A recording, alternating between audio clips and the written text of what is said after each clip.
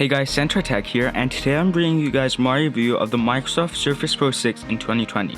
Now before the video starts, I would really appreciate if you guys could like this video and also comment if you have any questions or suggestions. Now the model that I have here is the base model.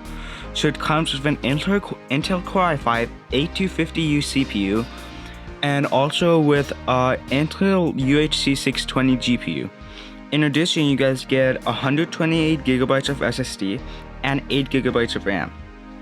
Now besides those, you guys could also opt to get the Surface Pen for any students out there who need to write notes. Now this is a twin one, so it doesn't come with the keyboard. The keyboard comes with a separate charge of, I believe, $120, and this includes the pen too. So the pen you could buy for $100 Canadian. Now this twin one is spectacular. I mean, if you're looking for a twin one that's small, portable, and also can do almost everything a laptop can, then go for this. It runs Windows 10, so you guys could do almost anything you want. Now in addition to that, you'll get Windows Hello, which is basically the Face ID version of Microsoft. So it just scans your face and you're logged in. No need to enter a password or anything like that. Recently, with the addition of the Surface Pro 7, Microsoft changed up the base model. So the base model of the Surface Pro 7 comes with an Intel Core i3 and 4GB of RAM, but it still includes the 128GB of SSD. Now this laptop is primarily good for if you're planning to do some light web browsing or some light coding. If you're a student, depends. If you're an engineering student, then this laptop would not cut it for you. But it depends on the software your university is using or your school.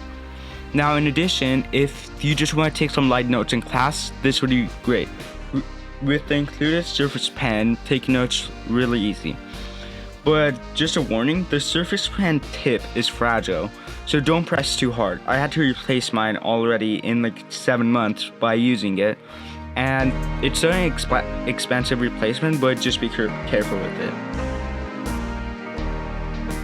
Now this laptop has been my daily driver for almost a year now. I edit all my videos on it, I create my thumbnails on it, I do my schoolwork, I code, I do everything on it. Now if you're planning to do video editing on this laptop, I would advise you to not do it, as I didn't plan on doing video editing when I got this laptop, but I am doing it now. So for example, to put things in perspective, 6-minute clip, 1080p, 60 frames per second, took me about an hour and a half to export out of Premiere Pro. Now your experience might be different, but that's just what I got. Now when you are video editing or 3D modeling or image processing, anything that uses a lot of GPU or CPU, this laptop does overheat a lot. Now this laptop doesn't have a fan, so it uses Microsoft's new Fanless technology, but it's really not that great at cooling down your laptop.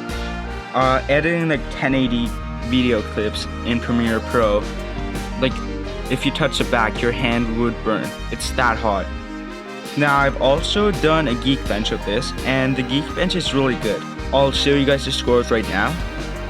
Now this laptop had a CPU benchmark of 601 in the single core score and 2,317 in the multi-core score. Now the higher these scores are, the better it is, which means the more power your laptop can carry.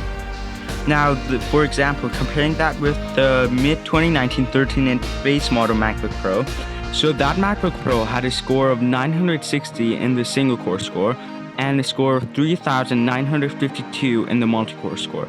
Now there's a huge gap between the 13-inch base MacBook Pro and the Surface Pro 6. Thank you guys so much for watching this video. If you enjoyed it, please give it a thumbs up, and if you're new, also subscribe.